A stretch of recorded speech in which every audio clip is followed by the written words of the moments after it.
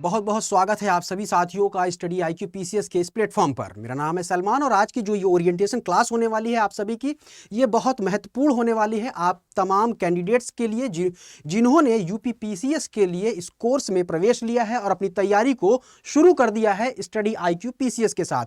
साथियों, आप सभी ने अपने जीवन में एक लाइन है, बहुत महत्वपूर्ण लाइन है, उसे आपने कई बार ज़रूर सुना होगा। ये कोई नई लाइन नहीं है जो मैं बोलने वाला हूँ। तो दरअसल उस लाइन के पीछे का क्या मकसद है, उसमें क्या ऐसी चीज छिपे है कि ये लाइन जो है बार बार आपको अपने जीवन में सुनने को मिलती है। तो दरअसल वो लाइन जो है वो ये है कि कौन कहता है कि आसमां में सुराख नहीं हो सकता, एक पत्थर तो तबीयत से उछालो यारो। यहां पर एक शब्द है कि एक पत्थर तो तबीयत से उछालो यारो। यहां पर तबीयत शब्द का क्या मतलब है और आप उसको अपने जीवन में किस तरह से लेते हैं। तो सबसे पहले आप देखिए कि जब आप अपने जीवन में किसी लक्ष्य को निर्धारण करते हैं, यानी कि आप कोई एम बनाते हैं, तो उसकी प्राप्ति के लिए वो कौन कौन सी ऐसी चीजें हैं जो कि आवश्यक हैं उस लक्ष्य की प्राप्ति के लिए। तो सबसे पहले जब आप एक सिविल सेवक बनने की कोशिश करते हैं या इस बात को तय करते हैं कि आपको एक प्रशासक बनना है, एक सिविल सेवक बनना है, तो उस पोस्ट को अचीव करने के लिए जो भी एग्जाम है, क्या रणनीति हो कि उस एग्जाम्स को आप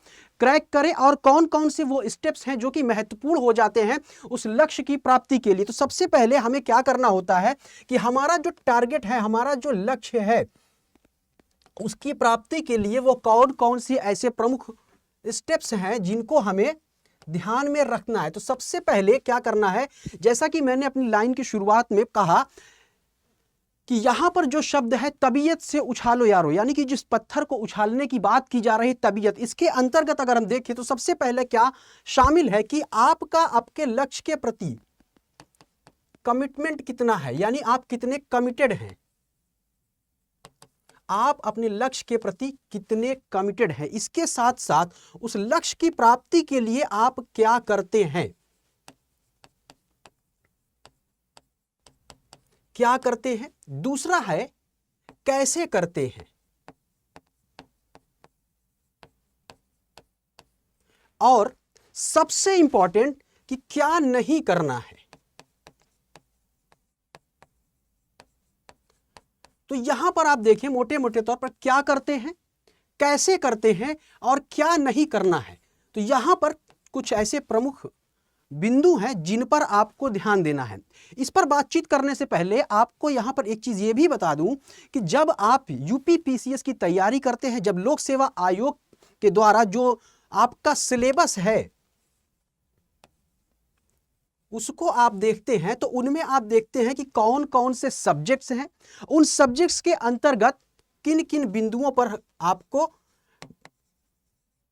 अपना ध्यान केंद्रित करना है। टॉपिक्स, यानी टॉपिक्स की हम बात करते हैं कि कौन कौन से टॉपिक्स हैं, उस पर कैसे हमें बातचीत करना है। तो सबसे पहले क्या आप देखते हैं कि जो आपका सिलेबस है, सिलेबस क्या है ये आपको सबसे पहले पता होना चाहिए। तो एक विद्यार्थी को जब वो अपनी तैयारी की शुरुआत करता है तो सिलेबस को कम से कम 5 बार वो जरूर पढ़े और बहुत ही आराम से पढ़े, जिससे कि जो की पॉइंट्स हैं तमाम विषयों के अंतर्गत, जो भी महत्वपूर्ण बिंदु हैं, महत्वपूर्ण टॉपिक्स हैं, वो उसके माइंड में सेट हो जाएं। आपको सिलेबस बिल्कुल क्रिस्टल क्लियर होना चाहिए कि आपको कितना पढ़ना। इससे एक फायदा ये होता है कि आपको पता चल जाता है कि क्या पढ़ना है और क्या नहीं पढ़ना है।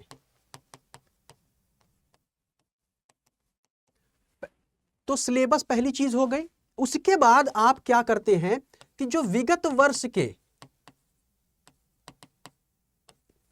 प्रश्न पत्र हैं, जो क्वेश्चन पेपर हैं, आप उनको देखते हैं।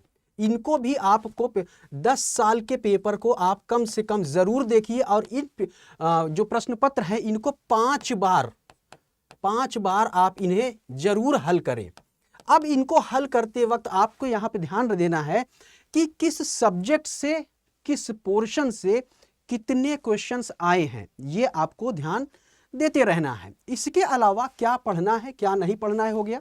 इसके बाद विगत वर्ष के प्रश्न पत्र जो हैं वो आपको देखने हैं। इसके अलावा जो भी चयनित कैंडिडेट हैं, चयनित अभ्यर्थी हैं जो हैं, जब आप उनसे मुखातिब होते हैं, अगर आपको मौका मिलता है उनसे बातचीत करने का या आप उनके इंटरव्यूज़ को देखते हैं, तो तमाम जितने भी चयनित कैंडिडेट्स हैं उनमें कुछ बातें आप कॉमन पाएंगे कि वो कितने घंटे पढ़ते थे, किस तरह से पढ़ते थे। तो यहाँ पर अगर आप देखें, कोई विद्यार्थी बताता है कि 15 से 14 से 18 घंटे में पढ़ता था, तो ये सारी चीज़ें आपको नहीं करनी है। आपको क्या करना है कि लगातार पढ़ना है। क्या करना है? कंटिन्यूटी के साथ, यानी लगातार आपको पढ़ते रहना है, आपको गैप नहीं करना है और ज़्यादा से ज़्यादा 6 से 8 घंटे की पढ़ाई आपको करनी है। लेकिन ये अनवरत रूप से कंटिन्यू होकर के आपको ये पढ़ाई करनी है।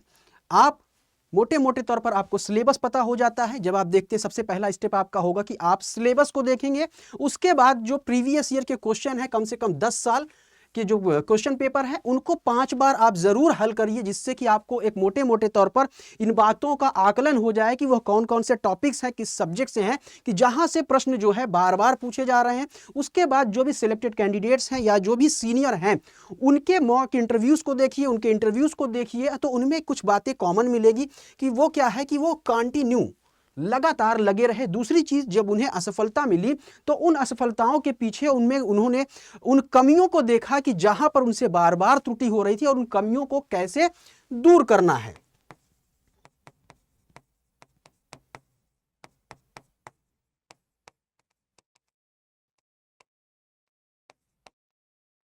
तो इन पॉइंट्स पर आपको काम करना है। अब इन पॉइंट्स पे अगर देखें तो अक्सर जो बच्चा होता है, इतने बड़े सिलेबस को देखते हुए वो हतोत्साहित हो जाता है, डीमोटिवेट हो जाता है कि मेरा रिजल्ट होगा कि नहीं होगा। ये तमाम चीज़ें उसके मन मस्तिष्क में आती रहती हैं। तो इसके लिए क्या करना है? आपको लगातार सेल्फ मोटिवेशन की ज़रूरत होती है। अब यहां पर आप देखिए, अगर मोटिवेशन आप किसी स्पीकर को सुनते हैं, किसी व्यक्ति को सुनते हैं, तो वो आपके काम आने वाला नहीं है। बिल्कुल सही बात मैं बता दे रहा हूं, क्योंकि जब आप किसी मोटिवेशनल स्पीकर की बात करते हैं तो उसके द्वारा जो आपको मोटिवेशन मिलता है वो क्षणिक मात्र होता है, कुछ समय के लिए होता है, और जो धीरे धीरे समाप्त हो जाता है और आप फिर से जो है एक तरह से देखिए डीमोटिवेट हो जाते हैं, डिप्रेशन में चले जाते हैं। तमाम सारी ऐसी चीज़ें हैं जो आपको बाधा के रूप में देखने को मिलती हैं। तो आपको मोटिवेशन लेना है, इनर मोटिवेशन लेना है, सेल्फ मोटिवेट करते रहना है। अपने माँ बाप से मोटिवेशन लेना है कि वो किस तरह से मेहनत करके आपकी शिक्षा दीक्षा का प्रबंध करते हैं, कैसे उन्होंने आपकी शिक्षा दीक्षा की, कैसे उन्होंने आपको आपका लालन पालन किया है। तो इन तमाम चीज़ों से और अपने आसपास ऐसे बहुत से लोग मिल जाएंगे जिससे आप सेल्फ मोटिवेट हो सकते हैं। तो लगातार आपको मोटिवेट होते रहना है। और इसके लिए क्या करना है? जो आपकी रूटीन है, रोज़मर्रा की जो ज़िंदगी है, इसमें जो आपकी हॉबीज़ हैं उनको बिल्कुल नहीं छोड़ना है कि एक कमरे में आपको बंद कर लेना है और 24 घंटे निकलना ही नहीं है, बस किताबों के साथ लगे रहना है। तो ये चीज़ भी बिल्कुल गलत है। आप अपनी रोज़मर्रा की ज़िंदगी, जो भी आपका इंजॉयमेंट का तरीका है, आप कोई गेम खेलते हैं, आप मूवीज़ देखते हैं, आप म्यूज़िक सुनते हैं, तो ये सारी चीज़ें भी होती रहनी चाहिए, क्योंकि माइंड का रिफ्रेशमेंट भी बहुत ज़्यादा ज़रूरी है। यहाँ पे आपको क्या करना है? जो 6 से 8 घंटे हमें पढ़ना है, इसको आप चाहे तो 2-2 घंटे के स्लॉट में तोड़ सकते हैं। यानी कि आप जब पहली सीटिंग में बैठे तो 2 घंटे की पढ़ाई आपने कर ली, 1 घंटे का गैप दे दिया, फिर आपने 2 घंटे पढ़ा, फिर 1 घंटे का गैप दे दिया, फिर 2 घंटे पढ़ा, आपने 1 घंटे गैप दिया। तो इस तरह से करके आप 6 से 8 घंटे का स्लॉट जो है बनाइए। और क्योंकि जब आपके माइंड को 1-1 घंटे का गैप मिलता है तो वो चीज़ों को बहुत ही आसानी से ग्रैब करता है और आपके मन मस्तिष्क में जो आपने पढ़ा है वो सारी चीज़ें बैठ जाती है। अब इस 2 घंटे के दौरान आप क्या करिए? 1.5 आवर्स जो है, इसमें आप जो भी चीज़ें पढ़ रहे हैं, कोई किताब पढ़ रहे हैं, कोई मटेरियल पढ़ रहे हैं अपने सिलेबस के अकॉर्डिंग, तो आप 1.5 घंटे पढ़िए। और जो 30 मिनट्स होते हैं, इसमें आप उनको फिर से रिवाइज करने की कोशिश करिए। यानी कि अब तक आपने 1.5 घंटे में जो पढ़ा है, किताब को बंद कर दीजिए और आंख बंद करके स्लोली उनको रिवाइज करने की कोशिश करिए। और जब आप रिवाइज कर रहे होते हैं तो एक कॉपी पेन ले लीजिए, उनको पॉइंट्स वाइज जो है आप उनको लिखते चलिए। और आप देखिए कि इस 1.5 घंटे में आपने जितना पढ़ाई की है उनमें से कितने पॉइंट्स आपको याद रहते हैं।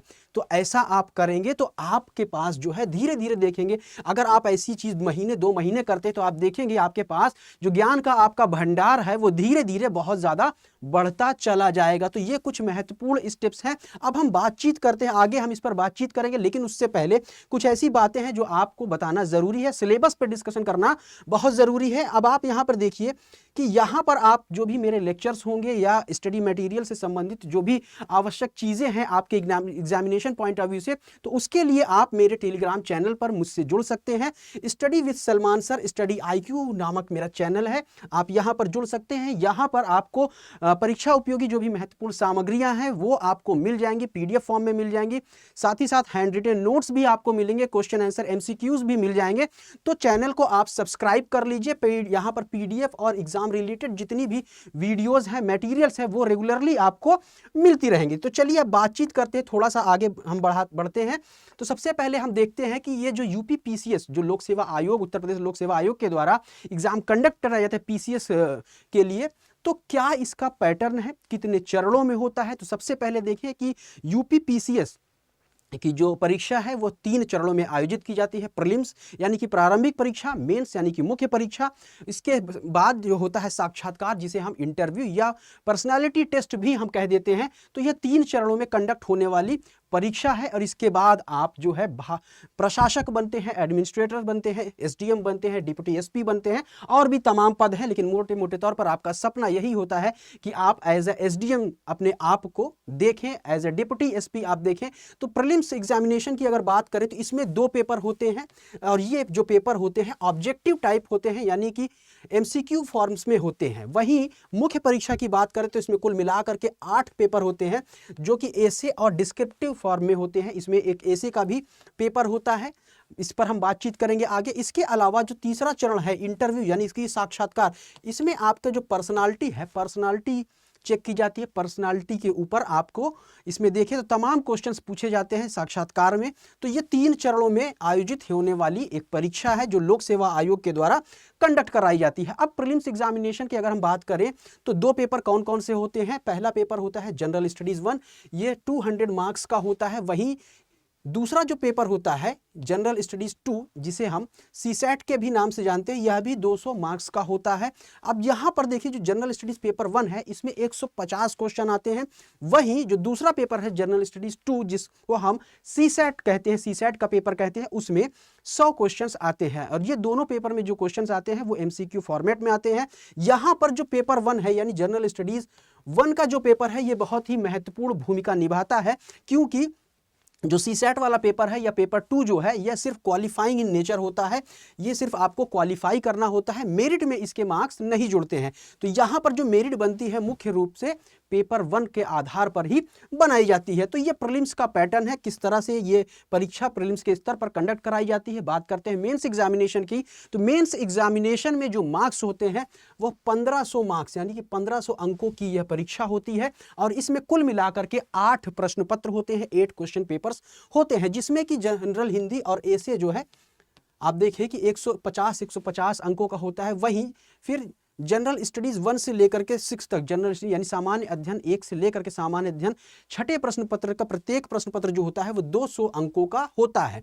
तो जनरल स्टडीज 1, 2, 3, 4, 5, 6 इस तरह से 6 पेपर होते हैं सामान्य अध्ययन के। इसमें क्या क्या सिलेबस है, क्या क्या पूछा जाता है, ये तमाम सारी चीजें आपको टेलीग्राम चैनल पर PDF के फॉर्मेट में पूरा सिलेबस मिल जाएगा। लेकिन हम अभी आगे भी इसको थोड़ा सा डिस्कस करेंगे। चलिए, अब तक आपको समझ में आ गया होगा, जब आप मेंस की जो मेंस एग्जामिनेशन को क्वालिफाई कर लेते हैं तो 100 नंबर का, 100 अंकों का साक्षात्कार होता है, जिसमें आपकी पर्सनालिटी, आपके हॉबीज, आप कहाँ पर रह रहे हैं, तो इससे संबंधित तमाम सवाल पूछे जाते हैं। इसका मतलब कुल मिलाकर के आपका माइंड कितना ट्रेंड है या आप किस तरह से सोचते हैं, यानी कि आपके अंदर वो तमाम क्वालिटीज हैं जो कि एक प्रशासक के अंदर होनी चाहिए, इन बातों को चेक किया जाता है। तो यहाँ पर 100 अंकों की यह परीक्षा होती है, कौन, इंटरव्यू या हम कह लें साक्षात्कार। अब हम बातचीत करते हैं सिलेबस के ऊपर। तो जो प्रीलिम्स का पेपर है पेपर 1 यानी कि जनरल स्टडीज 1, तो उसमें मुख्य रूप से देखें तो करंट इवेंट्स ऑफ नेशनल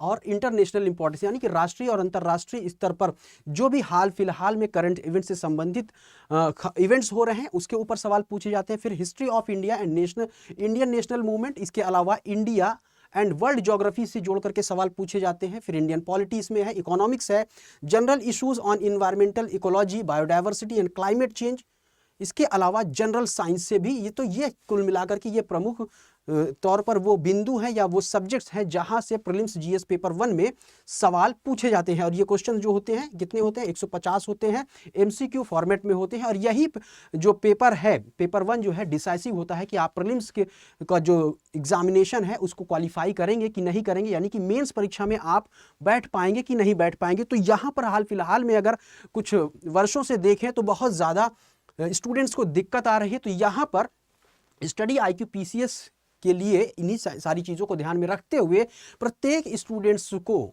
एक पर्सनल मेंटोर दिया गया है, जिससे कि वो प्रीलिम्स को ऊपर फोकस हो करके वो कौन कौन से पहलू हैं, वो कौन कौन से पॉइंट्स हैं जहां पर बच्चों से गलतियां होती हैं, बच्चे गलती ना कर पाए। तो इसलिए स्टडी आईक्यू की तरफ से पर्सनल मेंटोर आपको दिया जाएगा। तो ये क्या है, ये प्रीलिम्स के जीएस पेपर 1 का सिलेबस रहा। वहीं अगर जीएस पेपर 2 की अगर हम बात करें तो इसमें comprehension, interpersonal skill, logical reasoning, decision making and problem solving, general mental ability यानी मैथ से जुड़े हुए कुछ सवाल आते हैं।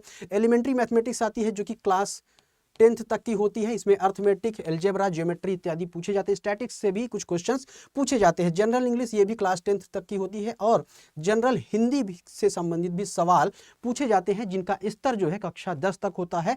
तो ये जो है जीएस पेपर 2 यानी सीसैट वाला पेपर का सिलेबस है, ये क्वालिफाइंग नेचर में होता है, क्वालिफाई करना होता है। इस मेरिट में इसके अंक नहीं जुड़ते हैं।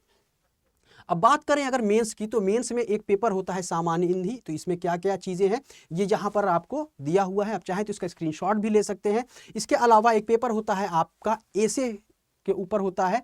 तो इसमें एसे को अगर देखें तो 3 सेक्शन होते हैं in the question paper of the essay. अब इसमें क्या करते हैं, कौन कौन से सेक्शंस होते हैं, अगर देखें सेक्शन ए बी सी करके यहाँ पर कैटेगराइज किया गया है। जिसमें अगर सेक्शन 1 में देखें तो literature and culture, social sphere और पॉलिटिकल स्फीयर से जोड़ करके ए से पूछे जा सकते हैं। इसके अलावा सेक्शन बी में अगर देखें तो साइंस, इन्वायरमेंट एंड टेक्नोलॉजी, और दूसरा जो इसमें है इकोनॉमिक स्फीयर है। इसके अलावा एग्रीकल्चर, इंडस्ट्री और ट्रेड शामिल किया गया है। वहीं जो सेक्शन सी है इसमें नेशनल और इंटरनेशनल इवेंट्स से जोड़ करके, साथ ही साथ natural calamities, land slide, earthquake, dengue, draft इत्यादि जो भी चीज़ें हैं इनसे जोड़ करके ऐसे पूछे जाते हैं। इसके अलावा नेशनल डेवलपमेंट प्रोग्राम्स क्या है, क्या प्रोजेक्ट्स चल रहे हैं भारत के विकास के लिए, राष्ट्र के विकास के लिए किस तरह के प्रोजेक्ट्स सरकार के द्वारा चलाए जा रहे हैं, उनकी क्या भूमिकाएं होती थी, ये सारी टॉपिक्स हैं ऐसे वाले सेक्शन में जुड़े हुए हैं। और ऐसे के लिए आपसे इन तमाम क्षेत्रों से जोड़ करके सवाल पूछे जा सकते हैं। यानी ऐसे इन्हीं तमाम जो बिंदु हैं, जो यहाँ पे टॉपिक्स दिए हुए हैं, यहीं से ऐसे पूछा जाता है। अब इसके बाद अगर हम देखें तो जीएस पेपर 1, जीएस पेपर 2 की अगर हम बात करते हैं तो जीएस पेपर 1 में अगर हम देखें तो मुख्य रूप से आप देखें तो यहाँ पर हिस्ट्री और ज्योग्राफी इसमें शामिल है। तो यहाँ पर हिस्ट्री, ज्योग्राफी जीएस पेपर 1 में मेंस के पॉइंट ऑफ व्यू से बहुत महत्वपूर्ण रोल अदा करते हैं। मेंस एग्जामिनेशन की अगर हम बात करें, पूरा डिटेल सिलेबस आपको मिल जाएगा पीडीएफ फॉर्मेट में आपको टेलीग्राम चैनल पर। तो आप मेरे टेलीग्राम चैनल पर जुड़ सकते हैं। तो यहाँ मोटे मोटे तौर पर आप समझने की कोशिश करिए कि जो यहाँ पर जीएस पेपर 1 है वहाँ पर हिस्ट्री और ज्योग्राफी से रिलेटेड क्वेश्चन पूछे जाते हैं। हालांकि इसमें 1-2 पॉइंट्स और हैं, वो आपको पूरे के पूरा जो है पीडीएफ में पूरा डिटेल सिलेबस आपको मिल जाएगा। जीएस पेपर 2 की अगर हम बात करते हैं तो ये पॉलिटी से बहुत ज़्यादा, इसमें मुख्य रूप से पॉलिटी से जुड़े हुए क्वेश्चन आते हैं। वहीं जीएस पेपर 3 की अगर हम बात करें तो इसमें जो है इन्वायरमेंट, साइंस और इकोनॉमी से संबंधित सवाल पूछे जाते हैं। यानी कि मोटे मोटे तौर पर ये वो सब्जेक्ट्स हैं जो जीएस पेपर 3 में शामिल किए गए हैं। जीएस पेपर 4 की अगर हम बात करते हैं तो जीएस पेपर 4 में एथिक्स इंक्लूड किया गया है।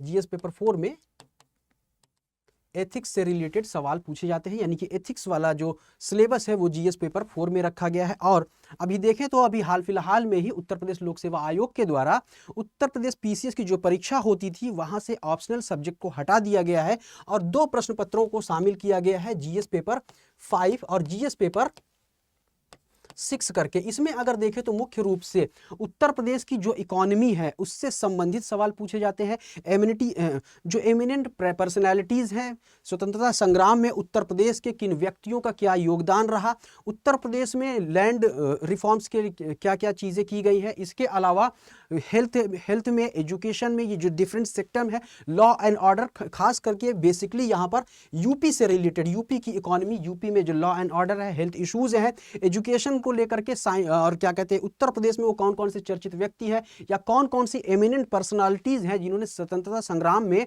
अहम भूमिका निभाई है, साथ ही साथ साइंस के क्षेत्र में उन्होंने क्या योगदान दिया है, कौन कौन सी पर्सनालिटीज हैं, इनको इंक्लूड किया गया है। तो ये मोटे मोटे तौर पर एक खाका आपके मन मस्तिष्क में फिट हो जाए कि आपको किस पेपर में किस चीज से रिलेटेड सब चीजों को पढ़ना है। तो ये सारी चीजें यहाँ पर आपको आई होप समझ में आई होंगी। अब सबसे अंत में आपके पास आता है कि आपके पास कौन कौन सी किताबें होनी चाहिए, यानी कि ये जो पूरा का पूरा इतना बड़ा सिलेबस है प्रीलिम्स और मेंस के स्तर पर आप की क्या सामग्री हो, कहाँ से इस पूरे सिलेबस को कवर करें।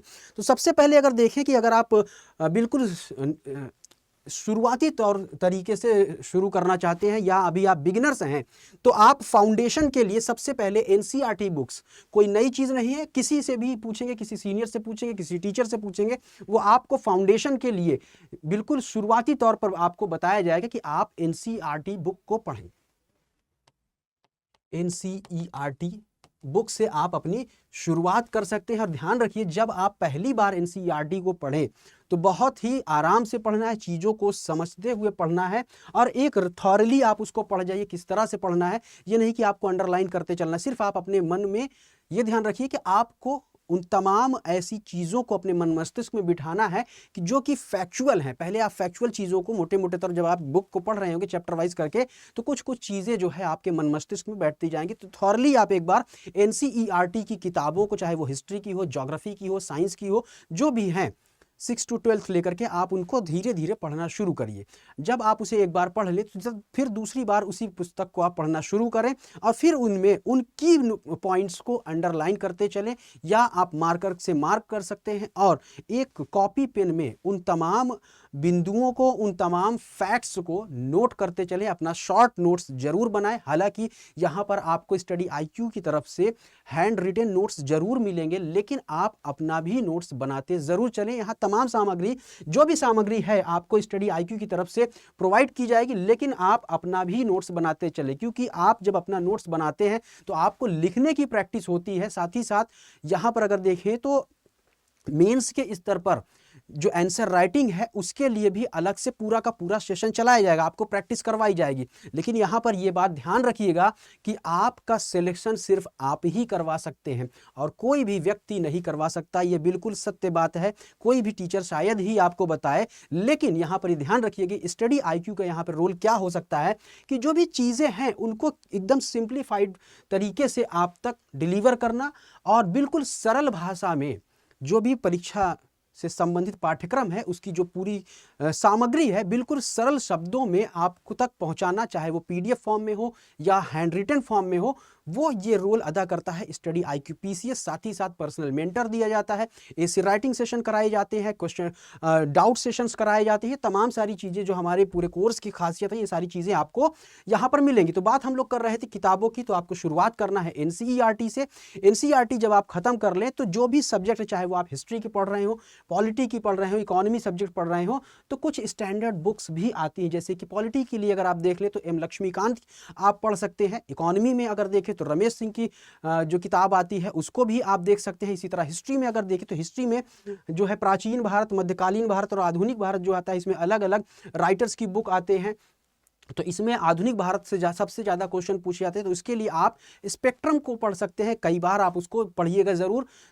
एक बार पढ़ने से आपको कोई भी सवाल शायद उतने अच्छे तरीके से समझ में ना आए, इसलिए जब भी आप कोई भी सब्जेक्ट पढ़ रहे हो तो ध्यान रखिए कि कम से कम सामग्री आपके पास हो। ये नहीं कि आप 10 किताबों को पढ़ रहे हैं, आप 10 किताबों को मत पढ़िए, एक ही किताब को पढ़िए, लेकिन उसे 10 बार ज़रूर पढ़िए। जब आप उसे 10 बार पढ़ेंगे तो जितनी भी चीज़ें आपके परीक्षा के लिए होती हैं वो पूरी की पूरी आपके मन मस्तिष्क में बैठ जाती हैं। तो हिस्ट्री की मैं बात कर रहा था, तो वहाँ पर सबसे ज़्यादा वेटेज जो है आधुनिक भारत का होता है।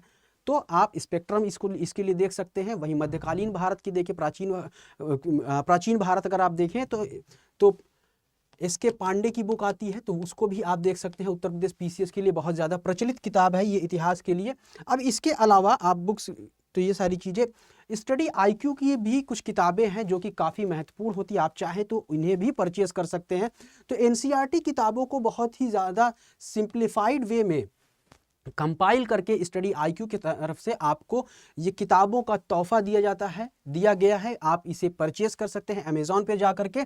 और 5 किताबों का यह पूरा का पूरा सेट है, जिसमें कि पूरा जो एनसीईआरटी है उसको बिल्कुल सिंप्लीफाइड वे में एक सीरीज बना करके आप सभी तक पहुंचाने का हमारा प्रयास है। और आप इन किताबों को खरीद लें, जिससे कि एनसीईआरटी वाले जो चीज़ें होती हैं वो और भी ज़्यादा आसानी से आपको समझ में आए। इसके अलावा पूरी की पूरी जो एक तरह से कह लें कि स्टडी आईक्यू की तरफ से अलग अलग विषयों पर भी किताबें आपको मिल जाएंगी। इंडियन पॉलिटी मिल जाएंगी, मॉडर्न हिस्ट्री मिल जाएगी, इंडियन ज्योग्राफी आप देख रहे हैं, आर्ट एंड कल्चर है, इंडियन इकोनॉमी है, ज्योग्राफी है। तो ये सारी की सारी किताबें जो हैं अच्छे राइटर्स के द्वारा, अच्छे लेखकों के द्वारा पूरी तैयार कराई गई हैं, जो और आपके सिलेबस को ध्यान में रखते हुए ये किताबें तैयार की गई हैं। तो आप इन किताबों को अमेज़न पे जाकर के परचेज कर सकते हैं। और ध्यान रखिए कि जब आप किताबें खरीद रहे हो या आप कोई भी कोर्स ले रहे हो, तो आप मेरा यहाँ पर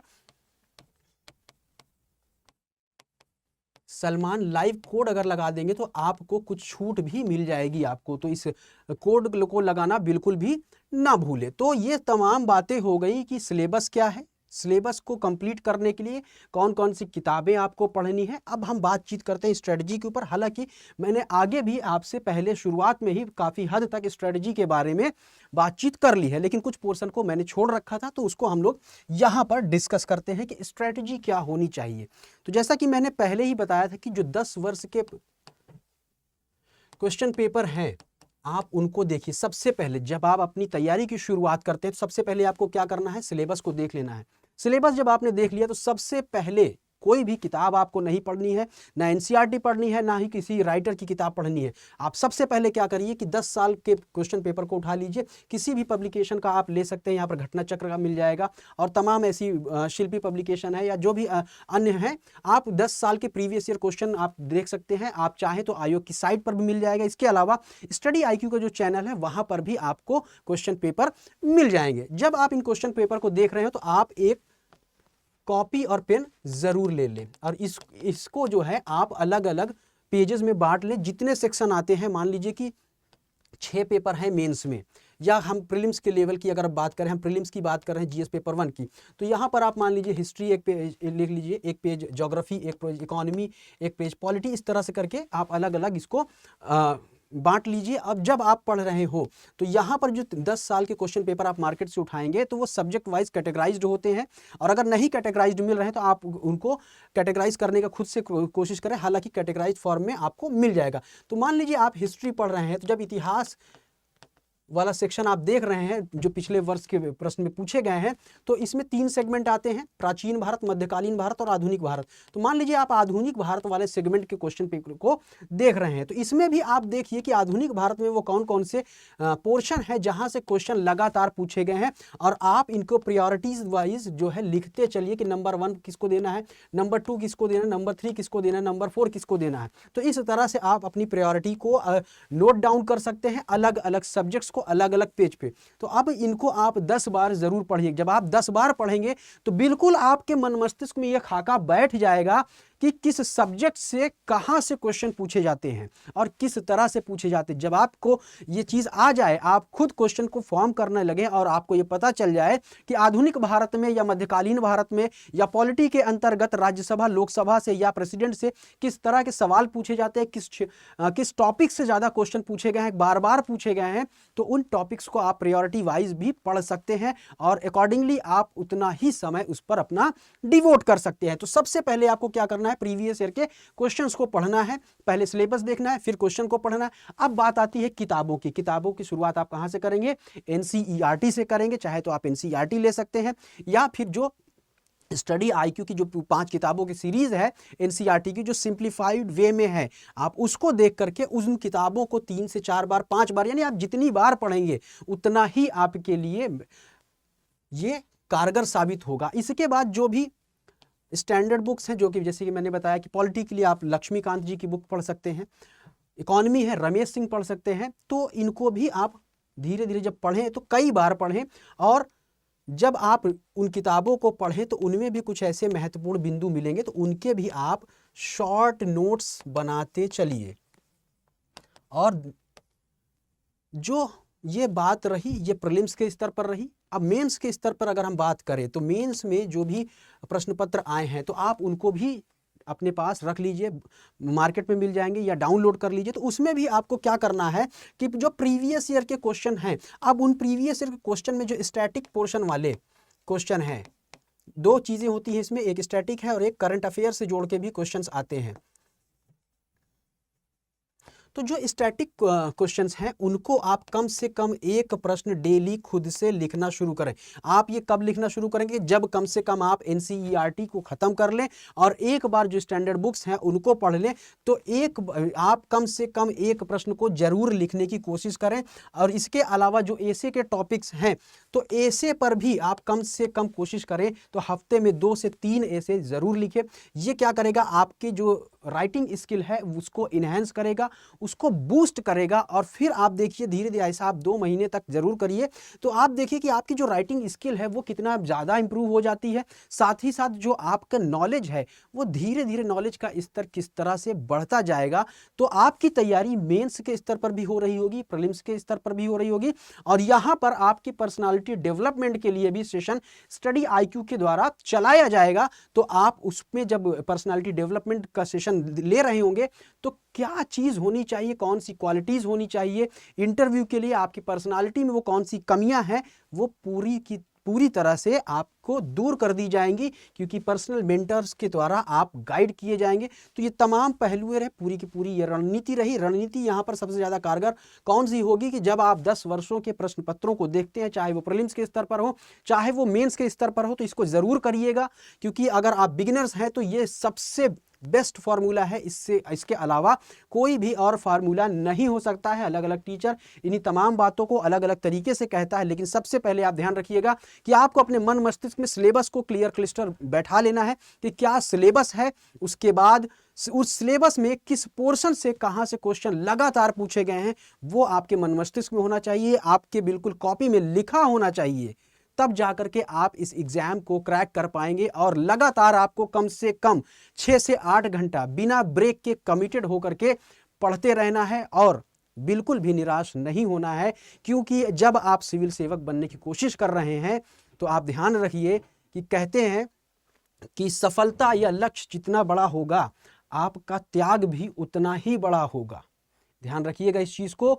तो अगर आप कहीं असफल होते हैं प्रीलिम्स के लेवल पर, मेंस के लेवल पर, इंटरव्यू के लेवल पर, तो आपको बिल्कुल भी डीमोटिवेट नहीं होना है। आपको उन कमियों को देखना है कि कहाँ पर आपसे मिस्टेक हुई और उन मिस्टेक्स को सुधार करते हुए ये ध्यान रखना है कि वह मिस्टेक्स आगे ना हो। तो बिल्कुल भी डीमोटिवेट नहीं होना है। स्टडी IQ PCS के साथ बने रहना है। आपको हर स्टेप पर पूरी तरह से गाइड किया जाएगा जब तक आपका सिलेक्शन नहीं हो जाता। तो ये पूरी की पूरी रणनीति रही। और अंत में आप सभी का इस ओरिएंटेशन क्लास में शामिल होने के लिए बहुत बहुत धन्यवाद। यदि आपका कोई सुझाव है, कोई क्वेरी है पूरे सिलेबस को लेकर के, या किसी भी तरह का कोई सवाल आपके मन में है तो आप बिल्कुल कमेंट सेक्शन में पूछ सकते हैं। तो जुड़े रहिए स्टडी IQ PCS के साथ। मिलते हैं किसी क्लास में, तब तक के लिए पढ़ते रहिए, आगे बढ़ते रहिए। जय हिंद, जय भारत।